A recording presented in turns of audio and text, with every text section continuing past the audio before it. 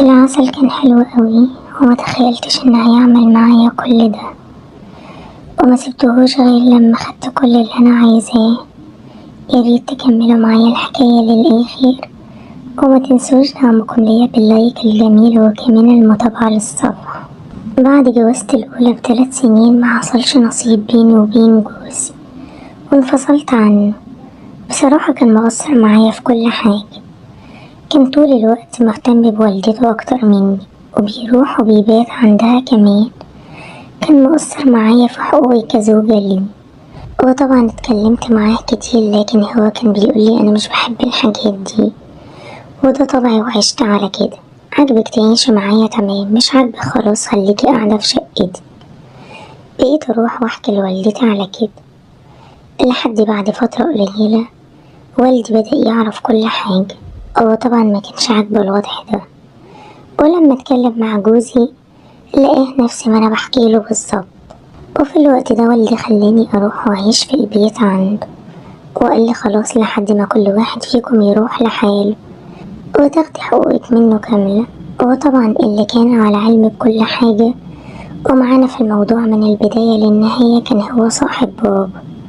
عم رضا ده كان عندنا طول الوقت، ما كانش بيطلع من البيت من عندنا.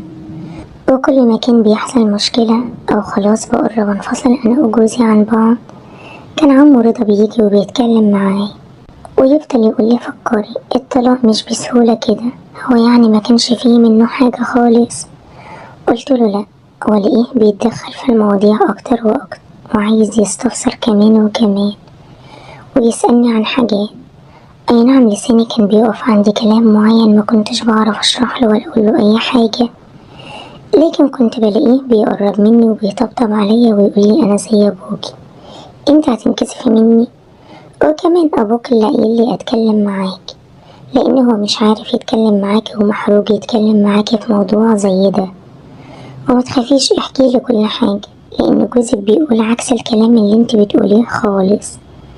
بيقول إن أنا كويس معاها، بس هي اللي عايزة دايما وكل يوم، ومبتشبعش أبدا من المواضيع دي. يوميها قلتله هو كداب، وإيه يعني لما تكون الواحدة محتاجة لجوزها طول الوقت. وبدأ طبعا عمو رضا صاحب بابا يتكلم معايا طول الوقت في الحاجات دي، لحد بعد 3 شهور بس مشاكل بيني وبين جوزي انفصلت عنه. ومن بعد ما انفصلت وبابا طول الوقت عايزني اتجوز ابن عمو رضا اللي كان مسافر بره، لأنه برضه كان متجوز مرة وانفصل عن مراته، بحكم ان عمو رضا طول الوقت اللي هو صاحب بابا بيجي البيت